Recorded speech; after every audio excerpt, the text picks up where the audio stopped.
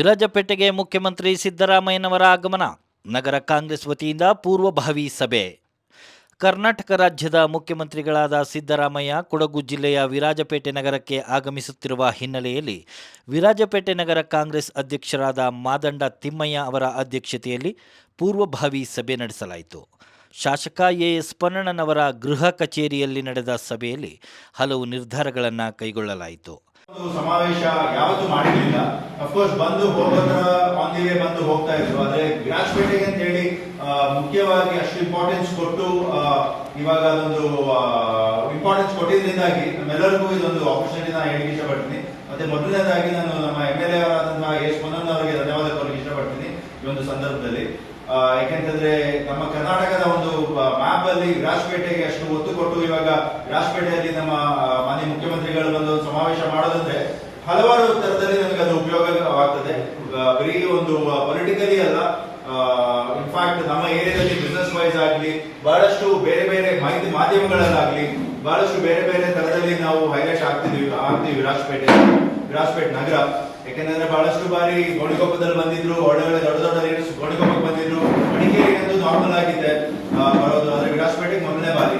So ಇದರ ಒಂದು ಪ್ರಯುಕ್ತ ನಾವು ಪೂರ್ವ ಒಂದು ಸಭೆ ನಡೆಸಲಿಕ್ಕೆ ನಾವು ಡಿಸೈಡ್ ಮಾಡಿದ್ವಿ ವಿರಾಜಪೇಟೆ ನಗರ ಇನ್ಫ್ಯಾಕ್ಟ್. ಸೊ ಇದಕ್ಕೋಸ್ಕರ ನಮ್ಮ ಇಲ್ಲಿ ಏನೇ ಒಂದು ಆರ್ಗನೈಸ್ ಮಾಡ್ಬೇಕಂದ್ರೂ ನಮ್ಮ ವಿರಾಜಪೇಟೆ ನಗರದವರು ನಾವು ಸ್ವಲ್ಪ ಆಕ್ಟಿವ್ ಆಗಿರ್ಬೇಕು ಅಂತ ನಮ್ಮ ಒಂದು ಅನಿಸಿಕೆ. ಪ್ಲಸ್ ಎಲ್ಲರೂ ಆಗ್ಲೇ ವಾಲಂಟರಿ ಆಗಿ ಇನ್ಫ್ಯಾಕ್ಟ್ ಅದ್ರ ಬಗ್ಗೆ ಮಾತಾಡಿದ್ದೀರಾ.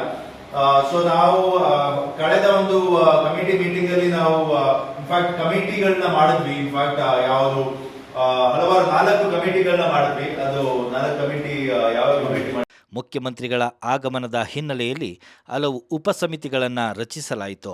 ನಗರದಲ್ಲಿ ಅಲಂಕಾರ ವ್ಯವಸ್ಥೆ, ಊಟೋಪಚಾರ, ಮುಖ್ಯಮಂತ್ರಿಗಳಿಗೆ ಪೂರ್ಣ ಕುಂಭ ಸ್ವಾಗತ, ಮೆರವಣಿಗೆಯಲ್ಲಿ ಚೆಂಡೆ ವಾದ್ಯ, ಕೊಡವ ಸಾಂಪ್ರದಾಯಿಕ ವಾಲಗ, ವೇದಿಕೆ ಸಿದ್ಧತೆ, ಪ್ರಮುಖ ರಸ್ತೆಯ ಡಾಂಬರೀಕರಣ ಸೇರಿದಂತೆ ಇನ್ನಿತರ ವಿಚಾರಗಳ ಬಗ್ಗೆ ಸುದೀರ್ಘ ಚರ್ಚೆ ನಡೆಸಲಾಯಿತು. ಎಲ್ಲರಿಗೂ ನಮಸ್ಕಾರ. ತಾರೀಕು 25/1 ಇದೇ ಗುರುವಾರದಂದು ವಿರಾಜಪೇಟೆಗೆ ನಮ್ಮ ಮಾನ್ಯ ಮುಖ್ಯಮಂತ್ರಿಯಾದಂಥ ಸಿದ್ದರಾಮಯ್ಯವರು ಆಗಮಿಸ್ತಿದ್ದಾರೆ. ಇದು ನಮ್ಮೆಲ್ಲರ ಒಂದು ಸೌಭಾಗ್ಯ ಅಂತ ನಾನು ಅನಿಸ್ಕೊಳ್ತೇನೆ.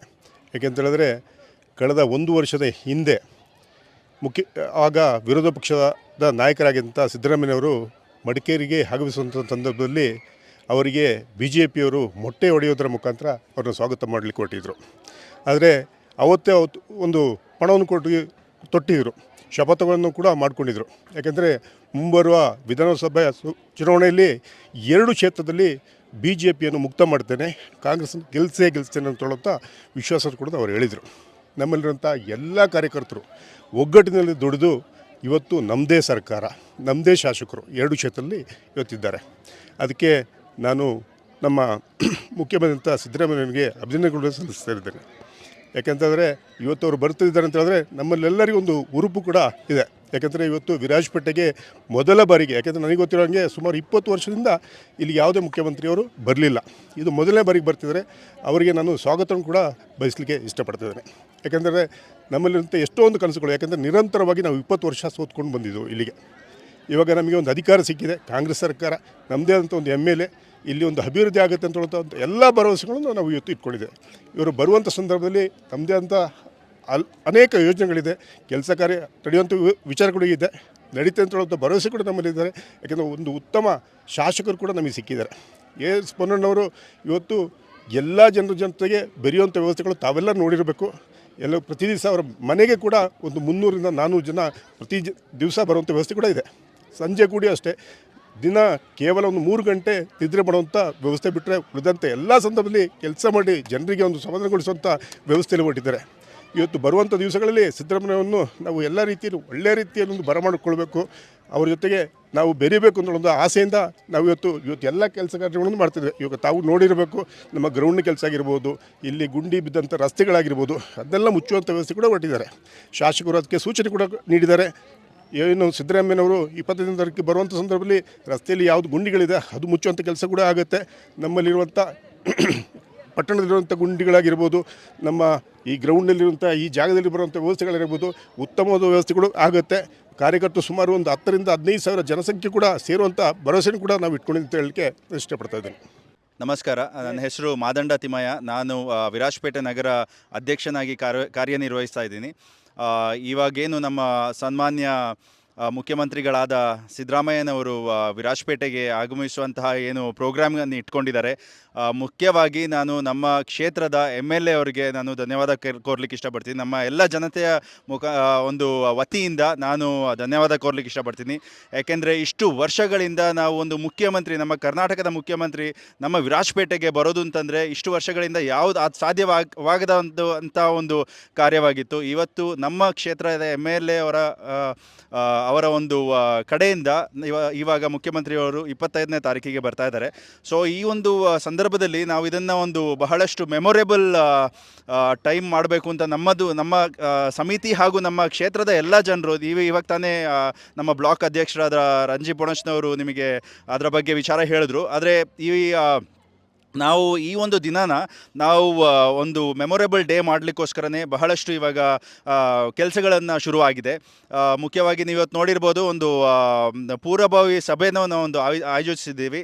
ನಮ್ಮ ವಿರಾಜಪೇಟೆಯ ನಮ್ಮ ಎಲ್ಲ ಕೌನ್ಸಿಲರ್ಸ್ಗಳು ಹಾಗೂ ನಮ್ಮ ಬೂತ್ ಅಧ್ಯಕ್ಷರು ಹಾಗೂ ಎಲ್ಲ ಕಾರ್ಯಕರ್ತರು, ನಮ್ಮ ವಿರಾಜಪೇಟೆ ನಗರ ಕಾಂಗ್ರೆಸ್ ಕಮಿಟಿಯ ಪ್ರತಿಯೊಂದು ಕಾರ್ಯಕರ್ತರು ಬಂದು ಇವತ್ತು ಒಂದು ಮೀಟಿಂಗ್ ಮಾಡಿದ್ವಿ. ಇದರಲ್ಲಿ ಬಹಳಷ್ಟು ಸಮಿತಿಗಳನ್ನ ನಾವು ರಚ್ಕೊಂಡಿದ್ದೀವಿ. ಸ್ವಾಗತ ಸಮಿತಿ ಆಗಲಿ, ಆಹಾರ ಸಮಿತಿ ಆಗಲಿ, ಅದೇ ಥರ ಬಹಳಷ್ಟು ಸಮಿತಿಗಳನ್ನ ಇವಾಗ ರಚಿಸಿದ್ದೀವಿ.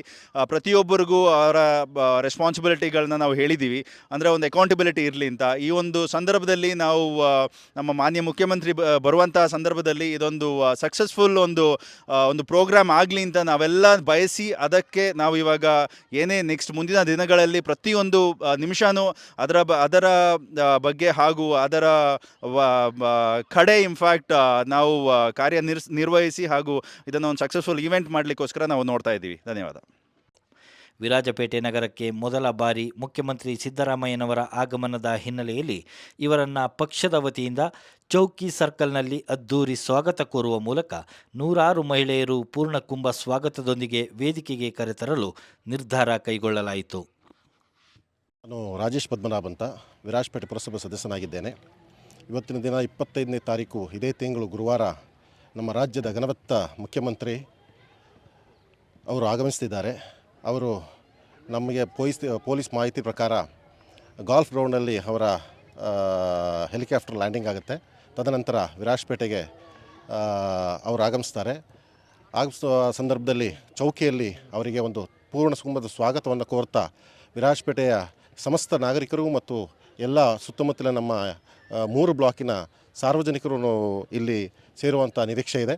ಹಾಗೆ ಮತ್ತು ಅವರ ಇಲ್ಲಿ ವಿರಾಜಪೇಟೆ ಯಾವುದೇ ಅಭಿವೃದ್ಧಿ ವಿಚಾರದ ಬಗ್ಗೆ ನಾವು ಮೆಮೊರಂಡಮ್ ಕೊಡುವಂಥ ವಿಚಾರಗಳನ್ನು ಇದ್ದೇವೆ. ಇದು ಶಾಸಕರ ಸೂಚನೆ ಮೇರೆಗೆ ಈಗಾಗಲೇ 2 ಸುತ್ತಿನ ಸಭೆಗಳು ನಡೆದಿದೆ. ಆ ಶಾಸಕರ ಸೂಚನೆ ಮೇರೆಗೆ ಈಗಾಗಲೇ ಆಹಾರ ಮತ್ತು ಎಷ್ಟು ಜನ ನಿರೀಕ್ಷೆ ಇರುವಂಥ ಸುಮಾರು ಒಂದು 15,000 ಜನ ಸೇರುವ ನಿರೀಕ್ಷೆಗೆ ಆಹಾರವನ್ನು ತಯಾರು ಮಾಡೋದು ಮತ್ತು ಅದರ ಪೂರ್ವಭಾವಿ ಸಿದ್ಧತೆ ನಡೆದಿದೆ. ಹಾಗೆ ಅಲಂಕಾರ ಮತ್ತು ಅದರ ವಿಚಾರದ ಬಗ್ಗೆಯೂ ತೀರ್ಮಾನ ಆಗ್ತಾ ಇದೆ. ಇನ್ನು ನಾಳೆ ಶಾಸಕರು ಬರೋರಿದ್ದಾರೆ, ಅವರ ನೇತೃತ್ವದಲ್ಲಿ ಮತ್ತೆರಡು ಸಭೆಗಳನ್ನು ನಡೆಸುವ ನಿರೀಕ್ಷೆಯಲ್ಲಿದ್ದೇವೆ ನಾವು. ನಾನು ನರೇಂದ್ರ ಕಾಮತ್, ವಿರಾಜಪೇಟೆ ನಗರದಲ್ಲಿ ಕಳೆದ 20 ವರ್ಷಗಳಿಂದ ವಕೀಲನಾಗಿ ಕಾರ್ಯನಿರ್ವಹಿಸ್ತಾ ಇದ್ದೀನಿ. ಅದೇ ರೀತಿ ಕಾಂಗ್ರೆಸ್ನ ಸಕ್ರಿಯ ಸದಸ್ಯನಾಗಿ DCCಯಲ್ಲಿ ನಾನು ಪದವೀಧರ ಮತ್ತು ಶಿಕ್ಷಕರ ಕ್ಷೇತ್ರದ ಅಧ್ಯಕ್ಷನಾಗಿದ್ದೇನೆ ಕಾಂಗ್ರೆಸ್ ಪಕ್ಷದ್ದು. ಈ ದಿನ ನಾವು ಇಲ್ಲಿ ಒಟ್ಟಾಗಿ ಸೇರಿರೋ ಕಾರಣ ಏನೆಂದರೆ 25ನೇ ತಾರೀಕು ಗುರುವಾರದ ನಮ್ಮ ಧೀಮಂತ ಸನ್ಮಾನ್ಯ ಮುಖ್ಯಮಂತ್ರಿ ಸಿದ್ದರಾಮಯ್ಯನವರು ವಿರಾಜಪೇಟೆ ನಗರಕ್ಕೆ ಪಾದಾರ್ಪಣೆ ಮಾಡಲಿದ್ದಾರೆ. ಈ ಶುಭ ಸಂದರ್ಭದಲ್ಲಿ ಅದನ್ನು ವಿರಾಜಪೇಟೆ ನಗರದ ಈ ಭೇಟಿಯನ್ನು ಮೆಮೊರೇಬಲ್ ಆಗಿ ಮಾಡಬೇಕು ಅನ್ನೋ ಒಂದು ಉದ್ದೇಶದಿಂದ ನಾವೆಲ್ಲರೂ ಹಗಲು ರಾತ್ರಿ ಕಾರ್ಯಕರ್ತರು ದುಡಿಲಿಕ್ಕೆ ನಿಶ್ಚಯಪಡಿಸಿದ್ದೇವೆ. ನಮಗೆ ಅಗತ್ಯ ಸೂಚನೆಗಳನ್ನು ನೀಡ್ತಾ, ಅಗತ್ಯ ನೆರವುಗಳನ್ನು ನೀಡ್ತಾ ನಮ್ಮೊಂದಿಗೆ ಎಸ್ ಪೊನ್ನಣ್ಣನವರು ನಿರಂತರ ಸಂಪರ್ಕದಲ್ಲಿದ್ದಾರೆ. ಈಗಾಗಲೇ ಹಲವಾರು ಸುತ್ತಿನ ಸಭೆಗಳಾಗಿದೆ. ಈಗ ವಾರ್ ರೂಮ್ ಮಾಡಿದ್ದೀವಿ. ವಾರ್ ರೂಮ್ ಸಹ 24 ಗಂಟೆ ಸಹ ಓಪನ್ ಇರ್ತದೆ. ವಾರ್ ರೂಮಲ್ಲಿ ಸತತ ಚರ್ಚೆಗಳು ನಡೆಯುತ್ತದೆ. ಏಕೆಂದರೆ ಇದಕ್ಕೆ ಅಭೂತಪೂರ್ವ ಜನ ಸ್ಪಂದನೆ ಮಾಡಲಿದ್ದಾರೆ. ಹಲವಾರು ಸ್ನಾಪಕರು ಪೊನ್ನಂಪೇಟೆ, ಕುಟ್ಟ, ಶ್ರೀಮಂಗಲ ಹಲವಾರು ಕಡೆಗಳಿಂದ ಜನಗಳು ಸತತವಾಗಿ ಇಲ್ಲಿಗೆ ಬರಲಿಕ್ಕೆ ಇನ್ನು ಆರಂಭ ಮಾಡಲಿದ್ದಾರೆ. ಹಾಗೂ ಈ ಕಾರ್ಯಕ್ರಮವನ್ನು ವಿಜೃಂಭಣೆ ಮಾಡಬೇಕು ಅಂತೇಳಿ ನಾವು ತೀರ್ಮಾನ ಮಾಡಿದ್ದೇವೆ. ಈ ನಿಟ್ಟಿನಲ್ಲಿ ನಾವು ಈಗ ಗ್ರೌಂಡ್ನ ವರ್ಕ್ನ ನೋಡಲಿಕ್ಕೆ ಇಲ್ಲಿ ಆಗಮಿಸಿದ್ದೇವೆ. ಈಗಾಗಲೇ ಕೆಲಸ ಕಾರ್ಯಗಳು ನಡೀತಾ ಇದೆ. ಪೊಲೀಸ್ ಇಲಾಖೆ ಸಹ ಚುರುಕಾಗಿ ಬಂದೋಬಸ್ತ್ ಕೆಲಸಗಳು ಮಾಡ್ತಾ ಇದ್ದಾರೆ. ಶಾಸಕರು ಈ ಎಲ್ಲ ವಿಚಾರಗಳನ್ನು ಮೇಲ್ವಿಚಾರಣೆ ಮಾಡುತ್ತಾ ನಮಗೆ ಅಗತ್ಯ ಸೂಚನೆಗಳನ್ನು ನೀಡ್ತಾ ಅವರು ಸಹ ನಮ್ಮೊಂದಿಗೆ ಸಕ್ರಿಯವಾಗಿ ಕೆಲಸದಲ್ಲಿ ತೊಡಗಿಸ್ಕೊಂಡಿದ್ದಾರೆ. ಈ ಭೇಟಿ ಅಭೂತಪೂರ್ವವಾಗಿ ಯಶಸ್ವಿಯಾಗಲಿರೋದ್ರಲ್ಲಿ ಯಾವುದೇ ಸಂದೇಹವಿಲ್ಲ. ಆದ್ದರಿಂದ ಎಲ್ಲರೂ ಹೆಚ್ಚಿನ ಸಂಖ್ಯೆಯಲ್ಲಿ ಈ ಕ್ಷೇತ್ರದ ಜನರು ಆಗಮಿಸಿ ಈ ಕಾರ್ಯಕ್ರಮವನ್ನು ಇನ್ನೂ ಯಶಸ್ವಿಗೊಳಿಸಬೇಕಾಗಿ ನಾನು ಎಲ್ಲ ಜನರಲ್ಲಿ ವಿನಂತಿಪೂರ್ವಕವಾಗಿ ಕೇಳಿಕೊಳ್ತಾ ಇದ್ದೀನಿ. ಸಭೆಯಲ್ಲಿ ವಿರಾಜಪೇಟೆ ಪುರಸಭಾ ಸದಸ್ಯರುಗಳಾದ ರಾಜೇಶ್ ಪದ್ಮನಾಭ್, ಮೊಹಮ್ಮದ್ ರಫಿ, ಮತೀನ್ SH, ಅಗಸ್ಟಿನ್ ಬೆನ್ನಿ, ಫಜಿಯಾ ತಬ್ಸಮ್ ಸೇರಿದಂತೆ ಪಕ್ಷದ ಪ್ರಮುಖರಾದ ನರೇಂದ್ರ ಕಾಮತ್, KA ಅಯೂಬ್, ಜಾನ್ಸನ್, ಹಮೀದ್, ದಿನೇಶ್, ಆತಿಫ್ ಮನ್ನಾ, ಚೋಕಿಮ್ ರೋಡ್ರಿಕ್ಸ್, ಮತೀಬ್ ಹಾಗೂ ತಾಹಿರ್ ಸೇರಿದಂತೆ ಹಲವು ಪ್ರಮುಖರು ಹಾಜರಿದ್ದರು.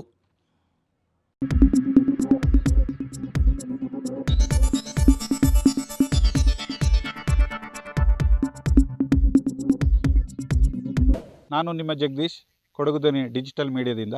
ನಮ್ಮ ಚಾನಲನ್ನು ಸಬ್ಸ್ಕ್ರೈಬ್ ಮಾಡಿ, ಲೈಕ್ ಮಾಡಿ, ಶೇರ್ ಮಾಡಿ.